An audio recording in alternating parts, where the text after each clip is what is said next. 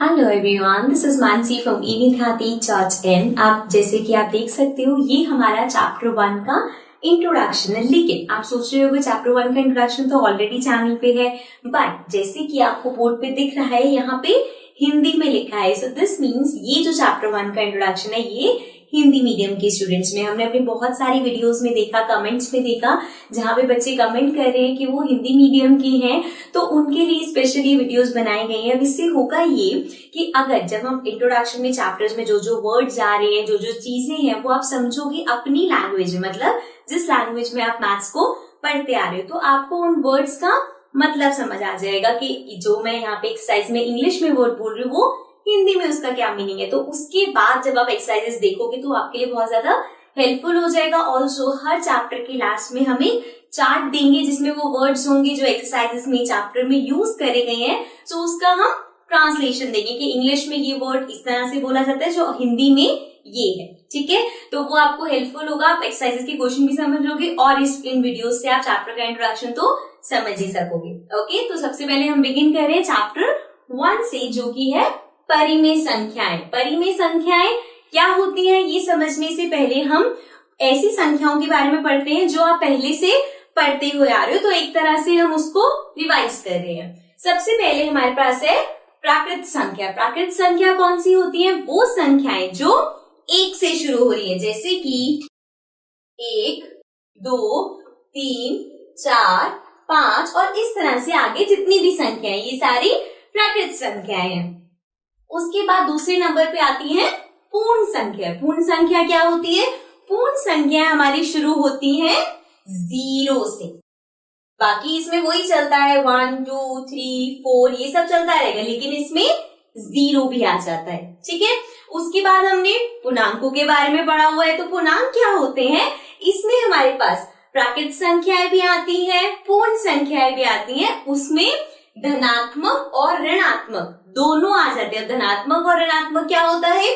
धनात्मक मतलब जैसे कि 1 है, 2 है, 3 है, 6 है, 7 है, इस तरह से कोई भी अगर नंबर है ये सब किसमें आते हैं? धनात्मक में। लेकिन इन्हीं संख्याओं में अगर मैं इसको लिख दूं -1, -2, -6 या फिर -294, तो अब ये जो आगे माइनस लग रहा है इससे ये संख्याएं ऋणात्मक बन गई, और धनात्मक और ऋणात्मक दोनों ही पूर्णांकों में आते हैं। मतलब ये सभी संख्या और साथ में जितनी ऋणात्मक संख्या है वो भी पूर्णांकों में आती है। ठीक है, समझ में आ गया? तो ये तो हमने जो पढ़ा हुआ था वो रिवाइज किया। अब बात जो हम कर रहे हैं परिमेय संख्या। परिमेय संख्या भी हमने पढ़ा हुआ है। परिमेय संख्या होता है ऐसी संख्याएं जो कि P/Q इस तरह से होती है, मतलब एक भिन्न के रूप में होती है। जैसे कि अगर मेरे पास है 2/3, तो ये 2/3 हमारा परिमेय संख्या है, क्योंकि वो भिन्न की तरह है। इसी तरह से अगर मेरे पास है 6/9, तो ये भी एक परिमेय संख्या है। और इसके साथ साथ अगर मेरे पास मान लो सिर्फ 7 लिखा हुआ है, तो क्या 7 परिमेय संख्या होगा? अब देखो ये P/Q में तो नहीं दिख रहा, लेकिन अगर इस 7 को मैं 7 में 1 लिख दूं, तो आप देखोगे कि ये अब क्या बन गया? एक भिन्न की तरह बन गया। मतलब ये भी एक, अगर खाली 7 भी केवल है तो वो भी हमारे पास एक परिमेय संख्या है। ठीक है, अब जैसे हमारे पास पूर्णांक होते हैं धनात्मक और ऋणात्मक, उसी तरह से परिमेय संख्या भी हमारे पास होती है धनात्मक। जैसे अभी हमने देखा 2/3, 6/9 या 7 इस तरह की कोई भी। इसमें भी आपके पास ऋणात्मक होती है, जैसे कि अगर यही होता -2/3, तो ये भी एक परिमेय संख्या है। कौन सी वाली? ऋणात्मक वाली। ठीक है, तो ये ध्यान रखना है कि जो परिमेय संख्या है उसमें जो आपका नीचे वाला हर है, जैसे यहाँ पे हम क्यों लिख रहे हैं, तो ये कभी भी 0 नहीं हो सकता। अगर कोई भी आपके पास संख्या है उसके नीचे 0 लग गया तो वो हमारे पास परिमेय संख्या नहीं माना जाएगा। ठीक है, तो हमने देखा परिमेय संख्या भिन्न की तरह होती है, वो धनात्मक भी हो सकती है, ऋणात्मक भी हो सकती है, लेकिन जो उसका नीचे वाला हर है वो कभी भी 0 नहीं हो सकता। एक चीज और, अगर सिर्फ आप 0 लो तो ये 0 भी हमारे पास परिमेय संख्या माना जाता है, लेकिन हर कभी भी 0 नहीं हो सकता। खाली 0 जैसे अभी हमने यहाँ पे 7 की बात करती, 7 परिमेय संख्या, इसी तरह से 0 भी परिमेय संख्या है, लेकिन क्यों कभी भी 0 नहीं हो सकता। ठीक है, तो परिमेय संख्या समझ आ गई। अब आते हैं अपने अगले टॉपिक पे। अब हम बात करते हैं परिमेय संख्याओं के कुछ गुण धर्म होते हैं। अब अलग अलग तरह के होते हैं और ये जितने भी हैं सबको हम इन 4 चीजों के आधार पर पढ़ेंगे, मतलब जमा करना, घटाना, गुणा करना या भाग करना, इसके आधार पे हम इसे पढ़ेंगे। सबसे पहला जो हमारे पास गुण धर्म है वो है संवृत। अब संवृत में होता क्या है, जैसे कि अगर मैं एक उदाहरण लेती हूँ, 6 को 4 में मैं जमा करती हूँ तो हमारे पास क्या आएगा, 10। ठीक है, अब यहाँ पे मैंने क्या किया, 2 संख्याओं को, 2 प्राकृत संख्याओं को जमा किया तो जो मेरे पास उत्तर आया वो भी प्राकृत संख्या आया। तो यही अब हम देखेंगे परिमेय संख्याओं के साथ, मतलब कि अगर 2 परिमेय संख्याओं का आप योग देख रहे हो, मतलब उन्हें जमा कर रहे हो, तो क्या आपके पास जो उत्तर आएगा वो परिमेय संख्या होगा। तो इसमें होगा हाँ, अगर हम 2 परिमेय संख्याओं का योग करते हैं। उदाहरण लेते हैं, अगर मेरे पास है 2/4 और इसमें मुझे जमा करना है 6/4। अभी यहाँ पे जो मैं उदाहरण ले रही हूँ उसमें मैं हर एक जैसे ले रही हूँ ताकि हमें जमा करने में आसानी हो।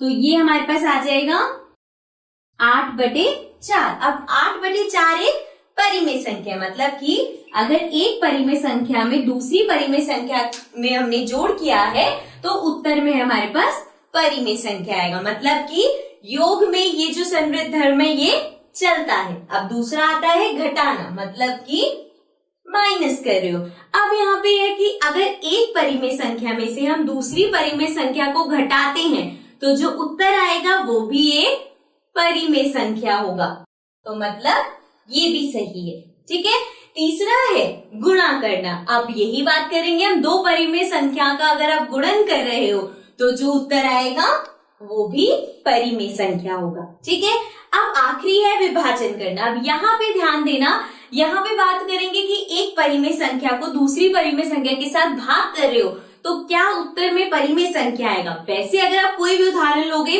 तो उत्तर में परिमेय संख्या आएगा, लेकिन यहाँ पे ये ध्यान रखना है कि जिससे हम भाग कर रहे हैं वो 0 नहीं होना चाहिए। जैसे कि अगर हम एक उदाहरण लेते हैं,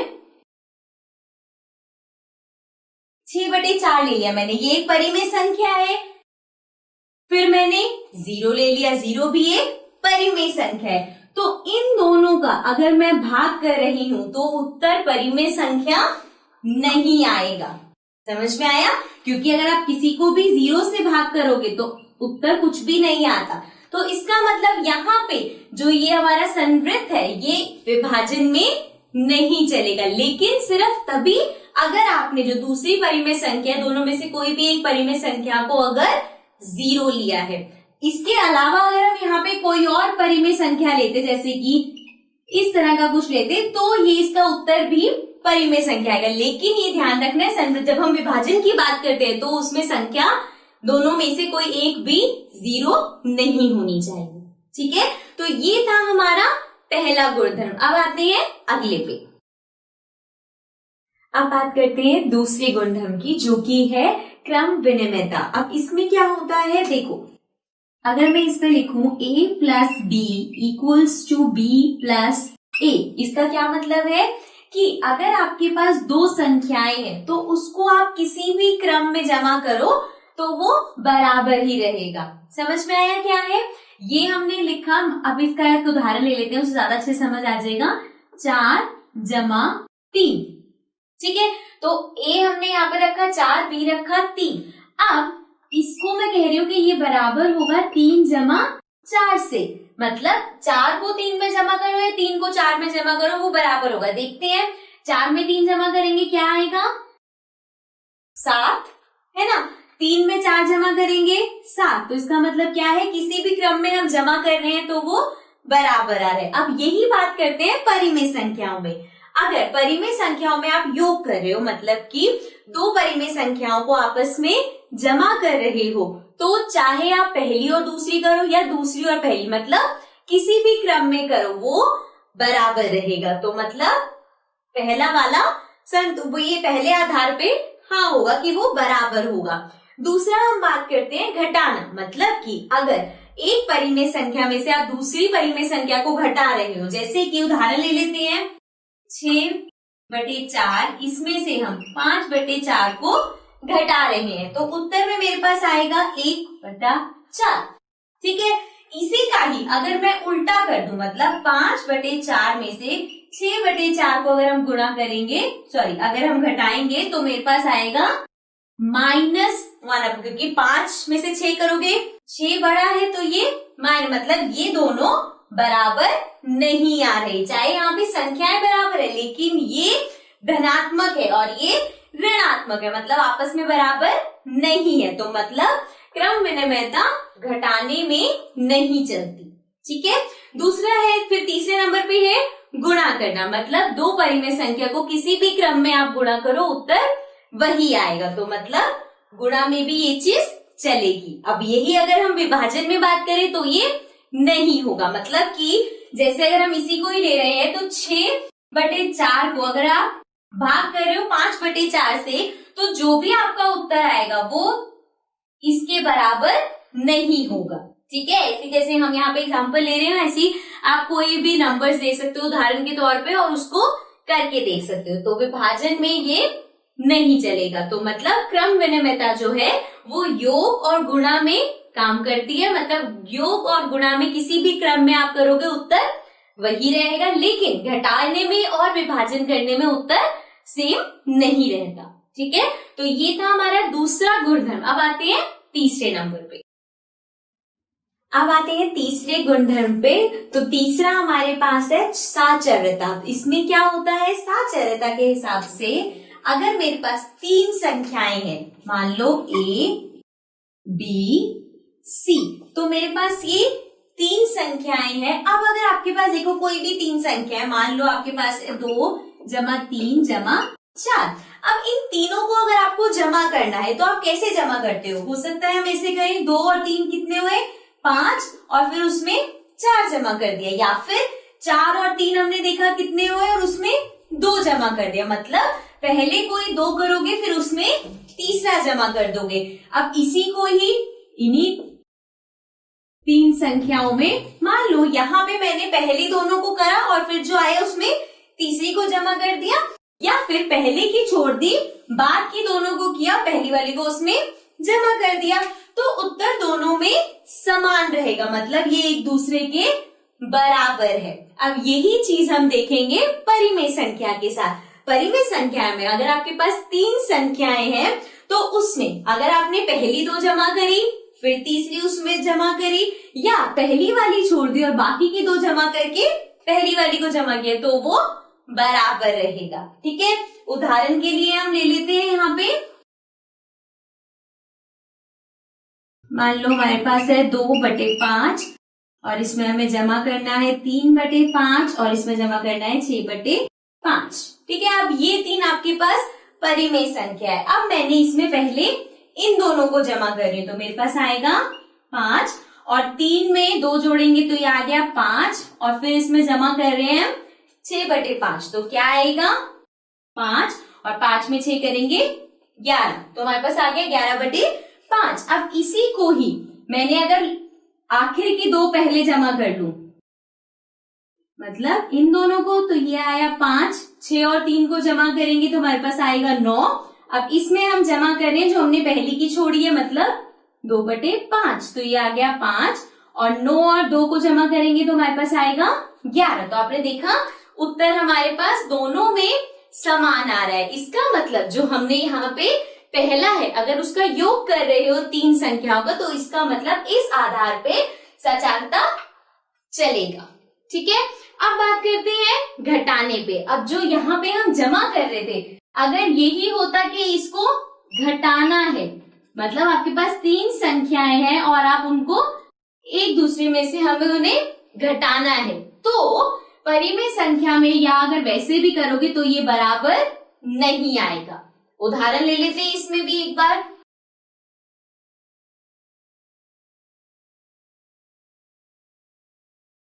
आसान से हम यहाँ पे संख्याएं ले लेते हैं, 6/7, 8/7 और 2/7, इस तरह से लेते हैं। अब इन तीनों को आपको घटाना है, तो मान लो पहले हम इन दोनों को ले रहे हैं, तो ये आ जाएगा। यहाँ पे हम हर बराबर इसलिए ले रहे हैं ताकि छोटा सा उदाहरण हो गया, आपको बस समझाने के लिए ले रहे हैं। तो ये आ गया 7, 6 में से 8 गए 2, लेकिन माइनस का, और साथ में ये आ गया। ठीक है, अब माइनस माइनस प्लस हो जाएगा, तो 2 3 4, 4/7, लेकिन माइनस का। अब यही चीज अगर हम इस तरह से करते, वही उदाहरण लिख रहे हैं, अब हम इन दोनों को ले रहे हैं पहले, तो कैसे करेंगे? तो ये हम पहले इन दोनों को ले रहे हैं, ये आ गया 7, 8 में से 2 गया 6, ये आएगा प्लस का 6/7, ये आ गया 7, और अब इन दोनों को करेंगे तो ये आ गया 12/7। तो आप देखोगे ये दोनों बराबर नहीं है, इसका मतलब है कि जो हमारा सह चलता है वो घटाने में नहीं चलता। ठीक है, इसी तरह से अगर आप 3 संख्याओं को गुणा कर रहे हो, तो वो पहले चाहे आप आगे की 2 लो या तीसरी वाली को पहली वाली से करो, किसी भी क्रम में करो, वो उत्तर हमेशा बराबर रहेगा। ठीक है, तीसरा है और आखिरी है हमारे पास विभाजन करना। विभाजन करने में भी यही रहेगा कि अगर आपके पास 2 संख्या और उनका आप इस तरह से भाग कर रहे हो, तो वो बराबर नहीं आएंगे। तो इसका मतलब है यहाँ पे आपको जो मेन चीज या ध्यान में रखनी है वो ये रखने की जो अलग अलग हमारे पास गुणधर्म है वो किस किस में चलते हैं, किस किस में नहीं। तो हमने देखा सहचयता हमारे पास योग और गुणा कर रहे हो तो चलेगा, अगर घटा रहे हैं या विभाजन कर रहे हैं तो नहीं चलेगा, मतलब बराबर नहीं आएगा। ठीक है, अब आते हैं अगले टॉपिक पे। अब बात करते हैं हम वितर्कता की। वितर्कता में क्या होता है, पहले हम एक उदाहरण लेते हैं। अगर आपके पास इस तरह से दे रखा है, तो इसको आप कैसे इसको हल निकालोगे? तो हम क्या करते हैं, ये बाहर 4 है और अंदर कोष्टक में हमारे पास है x + 6। तो हम क्या करते हैं, इस 4 को पहले x से गुणा करते हैं, फिर उसमें जमा करते हैं 4 को 6 से गुणा करके। जैसे कि 4 को x से करेंगे तो ये आएगा 4x, फिर जमा करना है तो यहाँ पे जमा लिखा हमने, और अब 4 को 6 से गुणा करेंगे तो हमारे पास आएगा 24। तो ये आ गया 4x + 24। इस तरह से हम करते हैं। अब यही चीज हमारे पास परिमेय संख्या में भी हो सकती है, जैसे कि अगर आपके पास है a/b और इसको गुणा करना है c/d + e/f। अब ये जो यहाँ पे a/b, c/d और e/f है, ये सब एक उदाहरण की तरह मेरे परिमेय संख्या है। तो अगर आपको इसका हल निकालना है तो हम a/b को पहले गुणा करेंगे c/d से, तो a/b को गुणा करेंगे c/d से और फिर उसमें जमा कर देंगे, क्योंकि यहाँ पे जमा चिन्ह है, तो इसको जमा करेंगे a/b को e/f से गुणा करके। तो इस तरह से हम इसका उत्तर निकालेंगे। अब ये जो हम पहले इससे कर रहे हैं गुणा, फिर इससे गुणा कर रहे हैं, इसको हम बोलते हैं वितर्कता करना। ठीक है, तो इस तरह के अगर हमारे पास कोई भी प्रश्न होगा तो हम उसका जो हल है इस तरह से निकालते हैं। अगर जैसे यहाँ पे जमा था, अगर इसकी जगह यहाँ पे ये होता तो हम क्या करते, वही होता ही, इसको इससे गुणा करेंगे फिर इसको इससे गुणा करेंगे, लेकिन नीचे जो हम जमा कर रहे हैं इसको फिर घटा देते। ठीक है, तो चाहे ये जमा का हो घटाने का हो, दोनों में इसी तरह से करना है कि बाहर वाला अंदर जितने भी है उनसे गुणा होगा। ठीक है, अब आते हैं अपने अगले टॉपिक पे। अब जो हमारे अगले टॉपिक है उनका नाम है योज्य प्रतिलोम और गुणात्मक प्रतिलोम। अब ये दोनों होते क्या है, पहले बात करते हैं योज्य प्रतिलोम की। अब इसकी जो आपके पास प्रश्न आएंगे वो किस तरह से आ सकते हैं, हो सकता है आपको एक परिमेय संख्या दी जाए, जैसे कि उदाहरण के तौर पे हम ले लेते हैं 6/11। अब इस आपको परिमेय संख्या का योज्य प्रतिलोम लिखना है, तो योज्य प्रतिलोम कैसे लिखोगे आप, अगर आपके पास जो संख्या दे रखी है वो धनात्मक है तो उसको आप ऋणात्मक बना दोगे, अगर ऋणात्मक है तो उसको धनात्मक बना दोगे। कैसे, जैसे ये 6/11 हमारे पास धनात्मक है, इसके आगे कोई चिन्ह नहीं है, मतलब ये प्लस माना जाएगा, मतलब ये क्या हो गई धनात्मक। तो इसका ऋणात्मक क्या होगा, 6/11, मतलब कि 6/11 का अगर आप योज्य प्रतिलोम लिखोगे तो वो -6/11 आएगा। इसी तरह से अगर -2/3 इसका आपको लिखना है तो क्या हो जाएगा, वो 2/3। समझ में आया? मतलब धनात्मक ऋणात्मक बन जाएगा और ऋणात्मक होगा तो उसे धनात्मक बना देंगे। अब बात करते हैं गुणात्मक प्रतिलोम की। गुणात्मक प्रतिलोम में क्या होता है, यही उदाहरण ले लेते हैं। अगर आपके पास ये है तो आपको अगर दिया जाए कि इस परिमेय संख्या का गुणात्मक प्रतिलोम लिखना है तो हम क्या करते हैं, इसका व्युत्क्रम। व्युत्क्रम क्या होता है, व्युत्क्रम में जो आपका अंश है वो हर बन जाता है और जो हर है वो अंश बन जाता है। मतलब 6/11 है तो ये 11/6 बन जाएगा। ठीक है, चिन्ह नहीं बदलेगा।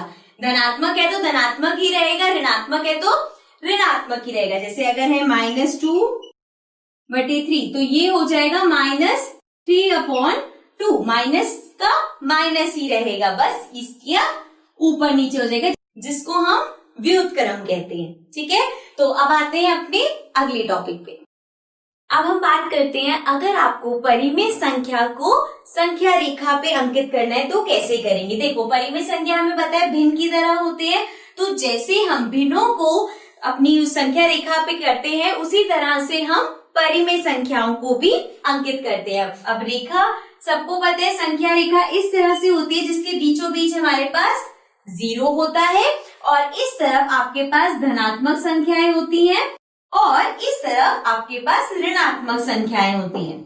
ठीक है, तो अब हमें मान लो हम एक उदाहरण ले लेते हैं 2/5। अब इस 2/5 को आपको इस वाली संख्या रेखा पे खींचना है, अंकित करना है, तो हम कैसे करेंगे।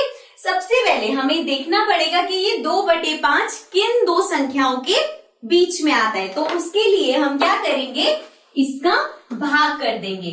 तो 5 को 2 से भाग करेंगे तो हमारे पास क्या आएगा, ये हो गया 0, यहां लग जाएगा बिंदु, ये हो जाएगा 20, फिर ये हो जाएगा 4। तो मतलब हमारे पास आ गया 0.4। अब 0.4 का क्या मतलब है, 0 से थोड़ा सा ज्यादा। अब 0 के बाद क्या आता है, 1 आता है। मतलब ये जो हमारी परिमेय संख्या है ये 0 और 1 के बीच में आएगी। तो हम यहाँ पे अब रेखा बनाते हैं इस तरह से, यहाँ 0 ले लेते हैं क्योंकि अभी हमें इन दोनों के बीच में ही बनानी है, तो सिर्फ 0 और 1 ले रहे हैं हम। अब आपको क्या करना है, नीचे देखो हर हमें 5 दे रखा है, तो ये 0 से लेके 1 के बीच में इसको 5 भागों में बांट देंगे। तो ये हो जाएगा 1 2 3, तो ये हो गया 1 2 3 4 5, 5 भागों में हमने इसको बांट दिया। अब ये जो पहला वाला है ये होगा 1/5, फिर 2/5, 3/5, 4/5 और ये 1 आ जाएगा 5/5, जो कि कट के 1 होता है। तो हमें क्या अंकित करना था, 2/5, जो कि है यहाँ पे। ठीक है, तो इस तरह से अगर आपके पास परिमेय संख्या दे रखी होगी तो उसको भाग करके सबसे पहले आप देखोगे कि वो किन दो संख्याओं के बीच में आ रहे हैं और फिर उसको इस तरह से अंकित कर दोगे। अब यहाँ पे एक और चीज का ध्यान रखना है, अगर यही हमारे पास ऋणात्मक होती, मतलब -2/5 होता, तो सेम वही करते, वैसे ही आप भाग निकालते, लेकिन फिर ये 0 और 1 नहीं, 0 और -1 के बीच में होती। ठीक है, तो हम इस तरफ को रेखा लेके जाते हैं और उसी तरह से 5 भागों में डिवाइड करके हम अंकित कर देते -2/5। ठीक है, अब आते हैं अपने अगले टॉपिक पे। अब आते हैं इस चैप्टर के आखिरी टॉपिक पे, जो कि है दो परिमेय संख्याओं की बीच की परिमेय संख्या। अब इसका क्या मतलब होता है, उदाहरण पहले हम साधारण सा लेते हैं। अगर मैं यहाँ पे लिख रही हूँ 4 और यहाँ लिख रही हूँ 7 और मैं आपसे पूछूं 4 और 7 के बीच की संख्याएं बताओ, तो सबको पता है 5 आता है, 6 आता है ना। 4 और 7 के बीच में 5 और 6 आते हैं। उसी तरह से अगर आपको दो परिमेय संख्याएं दे दी जाएं और कहा जाए कि इनकी बीच की संख्या निकालो, तो कैसे निकालेंगे देखते हैं। पहले हम उदाहरण में ले लेते हैं, एक ऋणात्मक संख्या ले लेते हैं, एक धनात्मक संख्या ले लेते हैं। अब इन दोनों आपके पास ये जो परिमेय संख्या है इसकी बीच की संख्याएं निकालनी है। तो दो परिमेय संख्याओं के बीच की संख्या अगर आपको निकालनी है तो सबसे पहले जो उनके हर हैं हम वो बराबर करेंगे। जैसे यहाँ पे 5 और 10 है तो दोनों को हमें बराबर करना है। कैसे कर सकते हैं? 5 के टेबल में भी 10 आता है, 2 के टेबल में भी 10 आता है, तो मतलब दोनों को हम 10 बना सकते हैं। ये हमने जब भिन्न वाले चैप्टर करे हैं पिछली क्लासेस में तो हमने सीखा हुआ है। तो पहला मैंने लिया, अब 5 को 10 बनाना है तो मुझे 2 से गुणा करना पड़ेगा। नीचे 2 से गुणा किया है तो ऊपर भी करना पड़ेगा, तो ये हो गया -4 और ये आ गया 10। इसी तरह से इसको लेंगे, 2 को 10 बनाने के लिए 5 से गुना करना पड़ेगा, ऊपर वाले को भी 5 से गुना कर देंगे, तो ये आ गया 5 और नीचे आ गया 10। अब हमारे पास आ गया -4/10 और 5/10। अब इन दोनों में जो नीचे हर है वो समान है, तो हम ऊपर वाले देखेंगे। अब -4 और 5 के बीच में नंबर हो सकते हैं, जैसे कि -3, लेकिन अपॉन में 10 लिखेंगे। -3/10 या फिर -2/10, -1/10, 0, फिर 1/10, 2/10, 3/10, 4/10। इस तरह से बहुत सारी संख्या हो सकती है। अब अगर मान लो कि आपको बोला जाए 10 संख्या निकालनी है और इन दोनों के बीच में आपको 10 संख्याएं नहीं मिली, तो हम क्या करते हैं? जैसे हमने 5 और 2 को 10 बनाए तो हम इससे और बड़ी संख्या बनाएंगे। जैसे हम दोनों को 20 भी बना सकते हैं। 5 को 4 से गुना करेंगे तो 20 आएगा और 2 को 10 से गुना करेंगे तो 20 आएगा, तो आपको इससे और ज्यादा संख्याएं भी मिल जाएंगी। ठीक है, तो इस तरह से हम परिमेय संख्याओं के बीच की परिमेय संख्याएं निकालते हैं। ठीक है, तो अब आते हैं, ये हमारा टॉपिक लास्ट था, चैप्टर का इंट्रोडक्शन खत्म होता है, लेकिन हम जैसे मैंने आपको बताया था अब आपको एक चार्ट देंगे जिसमें इंग्लिश टू हिंदी हम ट्रांसलेट करके बताएंगे, जो हिंदी के आपके वर्ड्स हैं उसको इंग्लिश में क्या कहते हैं। अब आते हैं अपने चार्ट के ऊपर। तो इसमें सबसे पहला है प्राकृत संख्या, मतलब कि नेचुरल नंबर्स। उसके बाद है पूर्ण संख्या जो कि होता है होल नंबर्स। पूर्णांकों को हम बोलते हैं इंटीजर्स। उसके बाद है धनात्मक संख्या जो कि होते हैं पॉजिटिव नंबर। ऋणात्मक संख्या मतलब नेगेटिव नंबर। परिमेय संख्या जो चैप्टर का नाम है वो होता है रैशनल नंबर्स। उसके बाद है हमारे पास गुणधर्म जो कि हम बोलते हैं प्रॉपर्टीज को। उसके बाद है हर मतलब कि डिनोमिनेटर, अंश मतलब कि न्यूमिरेटर। उसके बाद है जो हमने प्रॉपर्टीज करी थी, सहचारता मतलब एसोसिएटिव। उसके बाद है वितर्कता जो कि होता है डिस्ट्रीब्यूटिव। उसके बाद हमने पढ़ा था योज्य प्रतिलोम और गुणात्मक प्रतिलोम। तो योज्य प्रतिलोम होता है एडिटिव इनवर्स और गुणात्मक प्रतिलोम होता है मल्टीप्लिकेटिव इनवर्स, और व्युत्क्रम हमारा होता है रेसिप्रोकल। ठीक है, तो ये चार्ट है, आप चाहो तो इसे नोट डाउन कर सकते हो ताकि जब एक्सरसाइजेस के आप क्वेश्चंस करो तो ये चार्ट आपको हेल्पफुल रहे। तो आज के लिए इतना ही, हम किसी और चैप्टर के साथ फिर से आएंगे। कमेंट सेक्शंस में जरूर बताइएगा कि आपको ये वीडियोस किस तरह की लग रही है, and also do subscribe our channel. Take care and bye bye.